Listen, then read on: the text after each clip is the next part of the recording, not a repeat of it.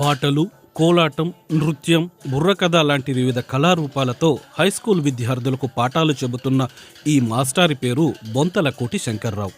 భారతదేశం నేను బహు గొప్ప దానను, ప్రపంచంలో మేలైన ఘనమైన దానను, ప్రజల దేశంలో మేలైన దానను, ఆసియా ఖండానికి అమ్మలాంటి దానను, ప్రజాస్వామ్య దేశాలలో మేలైన దానను, ఆసియా ఖండానికి అమ్మలాంటి దానను, చందమామ చందమామ ఓ చందమామ, చందమామ చందమామ ఓ చందమామ.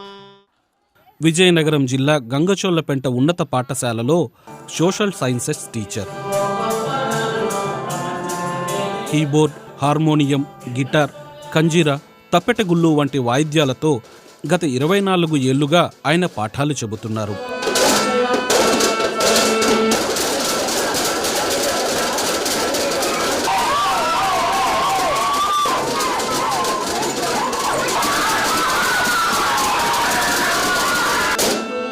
ఇద్దరు రాష్ట్రపతుల చేతుల మీదుగా 2 అవార్డులు, ఐక్యరాజ్య సమితి నుంచి 1 అవార్డు అందుకున్నారు శంకర్రావు.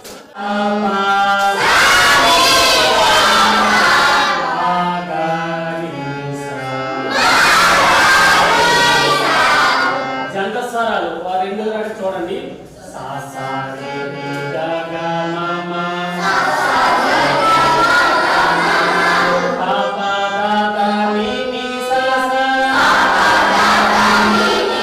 ఈరోజు లాంగ్ బెల్ కొట్టేటప్పుడు పిల్లలు ఎంత ఉత్సాహంగా ఉరకలేస్తూ ఇంటికి వెళ్దామని పరుగులు పెడతారో, అదేవిధంగా ప్రేయర్ బెల్లకు కూడా విద్యార్థులు అంతే ఉత్సాహంగా, అంతే ఆనందంగా బడికి రావాలనేటువంటి భావంతో ఈరోజు కొత్తగా పాట నేర్చుకుందాం, ఒక జానపద కళా రూపం నేర్చుకుందాం అనేటువంటి భావంతో విద్యార్థుల్ని పాఠశాలకు తీసుకురావాలనేటువంటి ఒక మంచి సంకల్పంతో ఈరోజు ఈ జానపద కళారూపాలతో బోధన అనేటువంటి చేయడం జరుగుతుంది.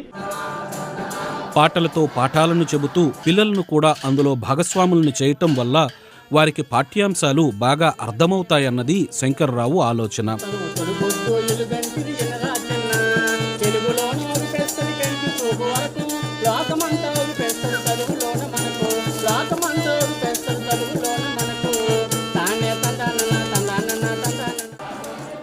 తాను చెప్పే సాంఘిక శాస్త్ర పాఠ్యాంశాల్లో ఏ పాఠాన్ని ఏ విధమైన కళారూపంలో చెప్తే బాగుంటుందో ఆలోచించి పాఠాలు చెబుతానని, దీనివల్ల పిల్లల్లో ఒత్తిడి తగ్గుతుందని ఆయన వివరించారు.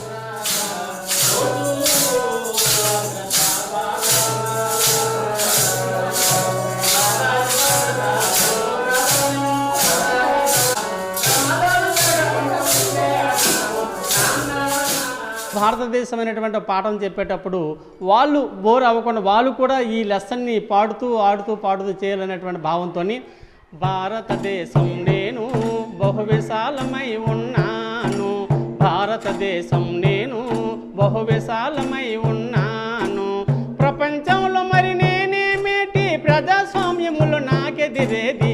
భారతదేశం తన గొప్పతనాన్ని తానే చెప్పేటట్టు పిల్లలు కూడా తను పాడేటట్టు ఆ విధంగా ఒక పాట రూపంలోన, అదేవిధంగా ఒక వినరా భారత వీర కుమార విజయ వీరగాథ తందాన తాన, గాంధీ నెహ్రూ పటేల్ వంటి దేశ నాయకులు రా తందాన తాన, భరతమాతకు పుట్టినిల్లు మన భారతదేశము ఈ తందాన తాన. ఈ విధంగా ఒక స్వాతంత్రోద్యమాన్ని తీసుకొని ఒక బుర్రకథ రూపంలో ఆ తరగతిలో ఉన్నటువంటి 3 విద్యార్థుల్ని బుర్రకథ ఆ లెసన్కి తరిపేదిచ్చి ఆ విద్యార్థులతోనే ఆ మిగతా విద్యార్థులకి బుర్రకథ రూపంలో చెప్పడం జరుగుతుంది.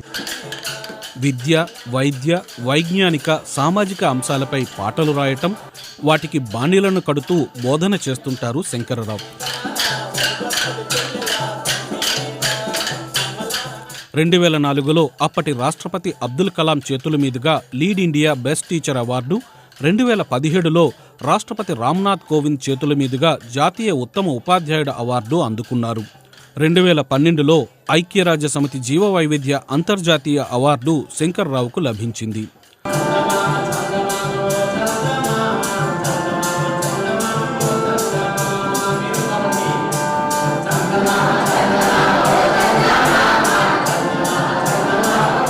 పాఠ్యాంశాలకు సామాజిక అంశాలను కలిపి పాటల రూపంలో బోధిస్తుంటే వినడం ఆసక్తికరంగా ఉందని, పాఠాలు కూడా బాగా గుర్తుంటున్నాయని విద్యార్థులు అంటున్నారు.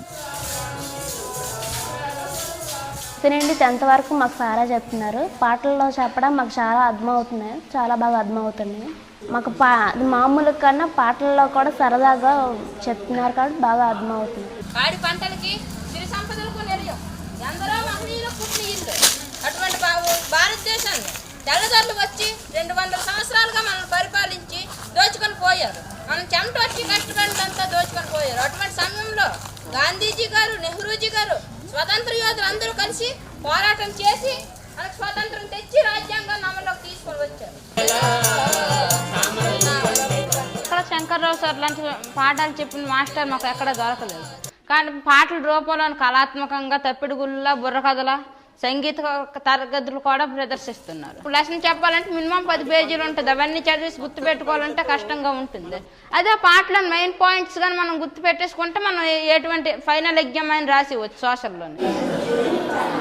శంకరరావు ఇప్పటికీ 5 ప్రభుత్వ పాఠశాలల్లో పనిచేశారు. ఎక్కడ పనిచేసినా ఇలానే పాఠాలు చెబుతుంటారు. పిల్లలకు పాఠాలు ఎలా చెబితే వారు ఆసక్తికరంగా వింటారో శంకర్రావుకు బాగా తెలుసని తోటి ఉపాధ్యాయులు చెబుతున్నారు.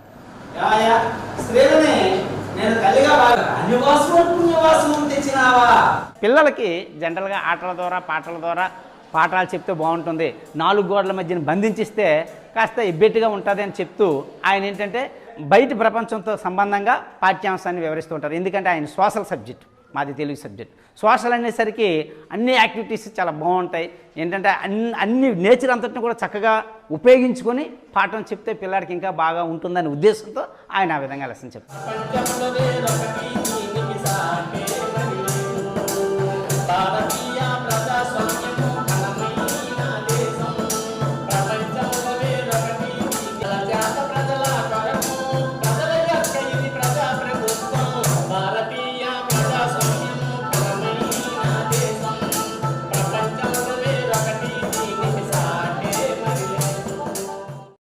పాటలతో పాఠాలు చెబుతూ ప్రపంచ స్థాయి గుర్తింపు పొందిన ఒక మంచి మాస్టారు గారిని పరిచయం చేయడానికి మనం టీవీ అయితే విజయనగరం జిల్లా మెంటాడ మండలంలో జీటీపేటలో ఉన్న హై స్కూల్కి వచ్చేసాం. ఇక్కడికి వచ్చిన తర్వాత మనం చాలా సందర్భాల్లో చెప్తాం ఆ స్కూల్లో చదువుకోవటం మన అదృష్టమని. కానీ ఈ స్కూల్ చాలా అదృష్టం చేసుకుందని మనం అంటాం.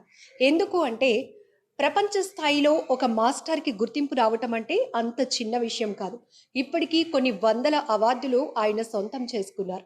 ఐక్యరాజ్య సమితి లాంటి ప్రతినిధులు కూడా ఆ మాస్టారు గారిని కలిసి ఆయన చెప్పే విద్యా బోధన, ఆయన విద్యారంగంలో సృష్టించిన ఒక ఒరవడి, దీని వెనకాతలు ఉన్న అవిరల కృషి చాలా ఉంది.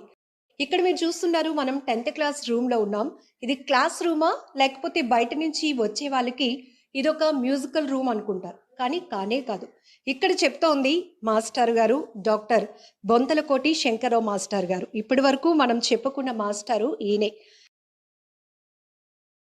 డ్రాప్ అవుట్స్ అనేటువంటిది ఎక్కడా లేకుండా పిల్లలు అంతమంది కూడా కంటిన్యూషన్గా విద్యా విధానం కొనసాగించాలన్న ఒక కాన్సెప్ట్, మరుగున పడిపోతున్నటువంటి జానపద కళారూపాలు, కోలాటము, తప్పెటిగుళ్ళు, చెక్క భజన, జముకుల కథ, బుర్ర కథ, వీధి నాటిక, ఇవన్నీ కూడా ఈ కరుగున మరిపోతున్నటువంటి జానపద కళారూపాలన్నీ కూడా ఈ పిల్లలకు ఒక ప్రక్క తెలియజేయాలి.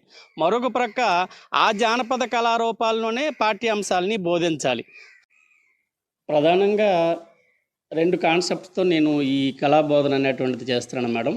ఒకటి, కనుమరుగైపోతున్నటువంటి జానపద కళారూపాలని ప్రస్తుత తరానికి తెలియచేయడము.